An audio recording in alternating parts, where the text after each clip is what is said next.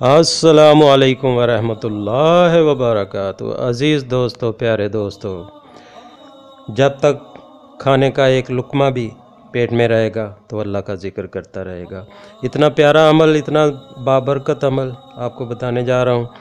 जब भी आप खाना खाएं तो ये काम कर लिया करें, तो इंशाअल्लाह ताला अल्लाह के हुक्म से वो खाना जब तक पेट में रहेगा अल्लाह का ज़िक्र करता रहेगा और आपको नेकियां मिलती रहेंगी। तो बहुत प्यारा, बहुत आसान सा एक अमल है।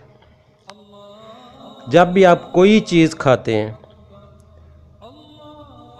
पानी पीते हैं, खाना खाते हैं, कोई फ्रूट खाते हैं, कोई भी चीज़ जब आप खाते हैं तो खाने के बाद आप सूरह इखलास एक बार पढ़ लिया करें और इसको मामूल बना लें।